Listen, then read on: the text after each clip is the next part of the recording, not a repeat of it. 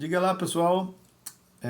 Sou o professor Rafael de Filosofia e estou gravando esse vídeo para responder uma dúvida do Léo, que eu escrevi aqui no caderno.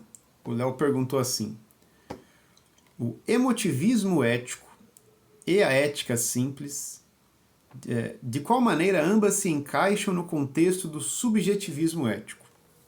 Então, essa foi a dúvida do Léo. E eu já adianto falando o seguinte.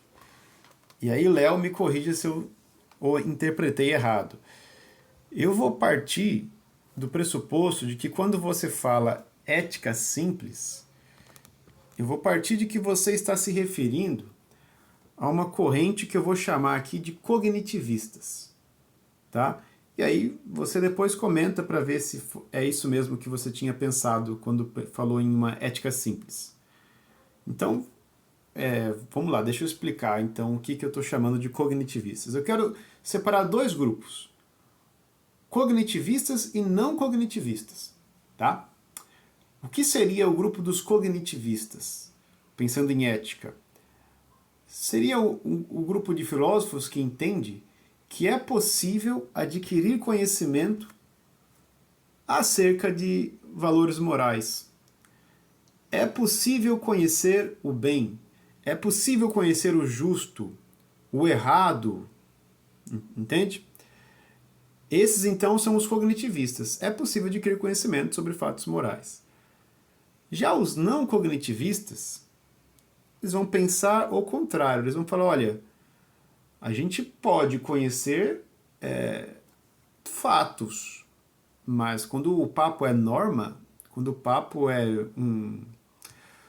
um juízo moral, quando eu falo que algo é bom, que algo é ruim, certo ou errado, isso não tem valor de verdade. Isso, na verdade, apenas expressa a minha aprovação ou desaprovação sobre algo.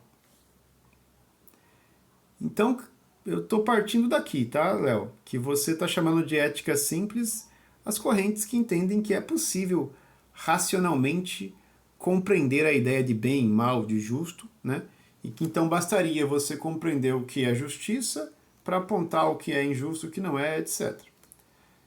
O outro grupo, que é onde vai se encaixar o emocionalismo ético, né?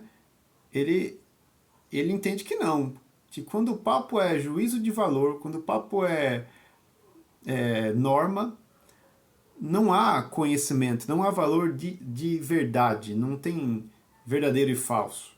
Apenas expressa um gosto, um desejo, ou no caso dos emocionalistas, expressam emoções. Então vamos lá, para deixar isso mais claro. Essa cisão, ela ganha luz com um filósofo moderno chamado David Hume. O David Hume ele vai propor o que alguns vão chamar de lei de Hume ou de guilhotina de Hume. Ele vai propor o seguinte: ele fala, olha, é impossível você derivar do ser o dever ser. Ou seja, não dá para você partir do que é e daí derivar como a coisa deva ser. Essa é a guilhotina, né?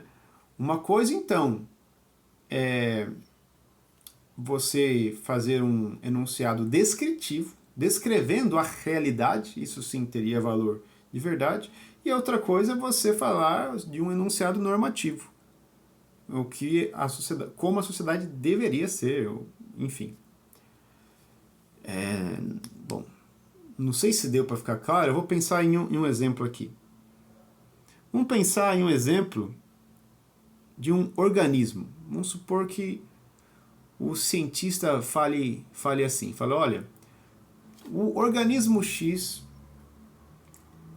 para se desenvolver, precisa de tais e tais condições. Nesse caso, você poderia pensar, nossa, então quer dizer que o conhecimento do que o organismo vai me indicar o caminho, né, de como ele deve agir. Né? O Hume diria, não, pera lá. A descrição do fato é assim, ela vai parar na parte objetiva do que tal organismo depende para sobreviver ou se desenvolver. Mas disto daí não implica que ele deva. Se você diz que ele deve, é diferente de precisa de, né? Ou seja, o ser humano precisa de água. Isso é um fato biológico. Agora dizer que o ser humano deve beber água significa que você colocou aí o teu desejo de que o ser humano sobreviva e o teu desejo de que o ser humano se desenvolva. Entende como é radical essa separação que o David Hume faz? Né? Ou seja, se eu falo de dever, eu estou expressando um desejo, porque não tem essa de que o organismo deva se desenvolver, é você que quer que ele se desenvolva. Então, nesse caso, você colocou no juízo a tua vontade, o teu desejo. Isso não tem a ver com o que ele é, entendeu? O dever ser tem a ver com a expressão da tua aprovação, do teu desejo, da tua vontade. Beleza? Então esse é o primeiro ponto. Então eu estou partindo do pressuposto, de novo, de que você chama de ética simples os cognitivistas. Agora, tanto o subjetivismo ético como o emocionalismo ético, eles vão estar no segundo grupo, no grupo dos não cognitivistas. E qual que é a diferença entre eles? Bom, o subjetivismo ético vai dizer que o critério de ser bom ou mal, ele vai variar de acordo com o agente. Seria uma espécie de relativismo moral. É certo para ele, errado para o outro, bom para mim, ruim para você, bem, mal. Enfim, é um relativismo moral. Agora, o emocionalismo ético ele vai um pouco além disso. Porque qual que é o ponto-chave do emocionalismo ético? É dizer que as proposições normativas não possuem valor de verdade e que elas apenas expressam as emoções. Então, olha só. Deixa eu ver se eu escrevi aqui alguma coisa. Eu fiz um rascunhozinho. Então, olha só. Tanto o subjetivismo como o emocionalismo, eles vão concordar com o seguinte. Declarações morais, elas não são conhecimentos de fato, como a lei de Hume deixa claro, né? Agora,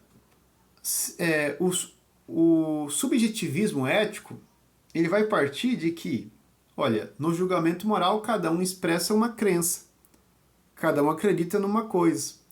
Então a moral ela é relativa baseada na crença de cada um.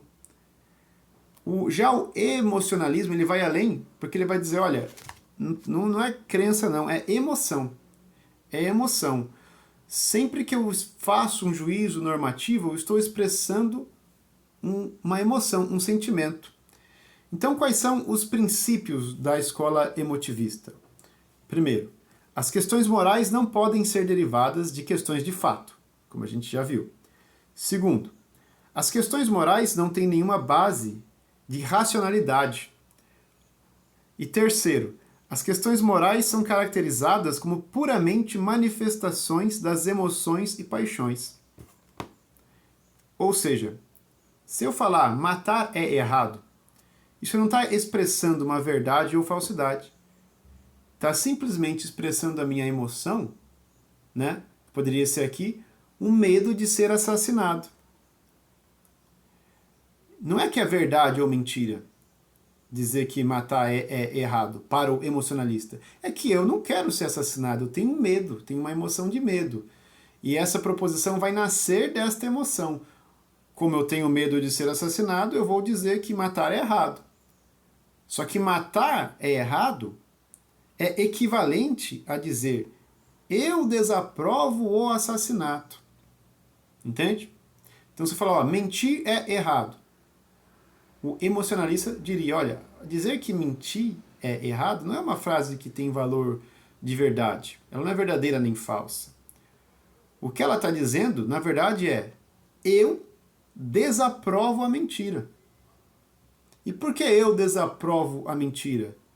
Porque eu não quero que mintam para mim. Ou seja, tem a ver com as emoções humanas.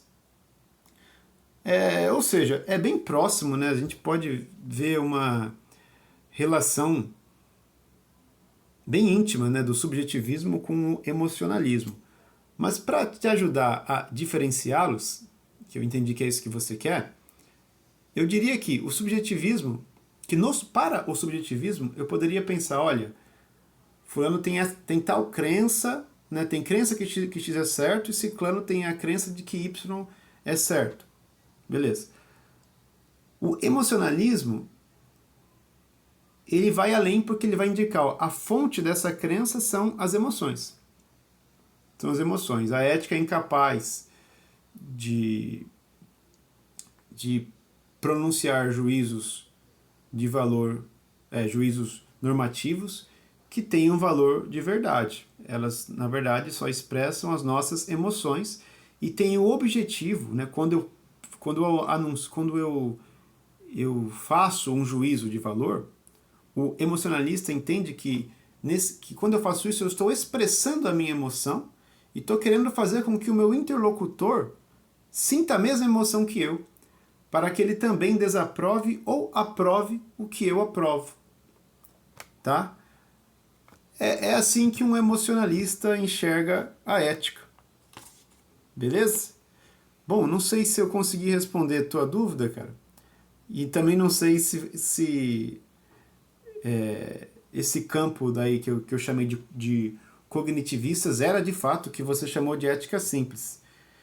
Então daí você me diz aí se é por aí, não sei se não ficou bem explicado, pode comentar que a gente vai conversando e se ajudando, beleza? Abraço para vocês.